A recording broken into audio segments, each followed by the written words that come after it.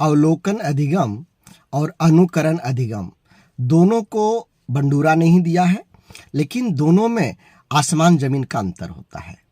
अनुकरण अधिगम में केवल देख करके कॉपी करता है, नकल करता है, इसमें समझने की कोई बात नहीं होती है। लेकिन अवलोकन अधिगम में देख के नकल तो करेगा, लेकिन साथ साथ में समझना भी पड़ेगा।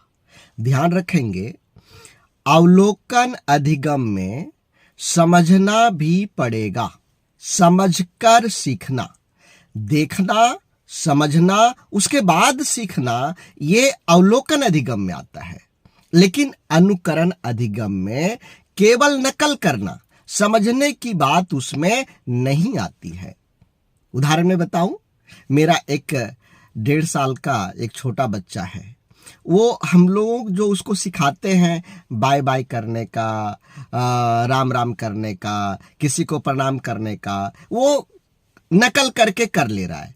लेकिन उसका अर्थ क्या है, ये क्यों किया जाता है, वो नहीं समझ पा रहा है। वो नहीं समझ पा रहा है, वो अनुकरण से सीख रहा है, अनुकरण अधिगम हुआ। लेकिन यही जब हम लोग बड़े हो जाते हैं और हम किसी से मिलते हैं, किसी को प्रणाम करते हैं, तो समझते हैं,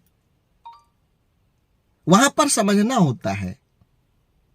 ध्यान रखेंगे, अनुकरण में समझने की कोई बात नहीं होती है, अवलोकन में समझना होता है। दोनों में ही अंतर है। आप लोग इसी तरह के जो कंफ्यूज करने वाले शब्द होते हैं, उनमें अंतर जानना चाहते हैं, तो आज की सेशन में आप आइए।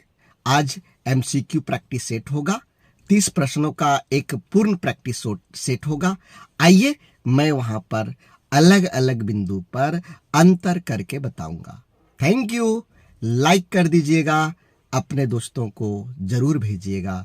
अनुकरण अधिगम और अवलोकन अधिगम में अंतर समझने से होता है। अनुकरण में समझने की बात नहीं होता है, कॉपी पेस्ट होता है, जबकि अवलोकन अधिगम में समझकर सीखना होता है। कॉपी होता है, लेकिन वहां समझना भी पड़ता है। Thank you. जय हिंद।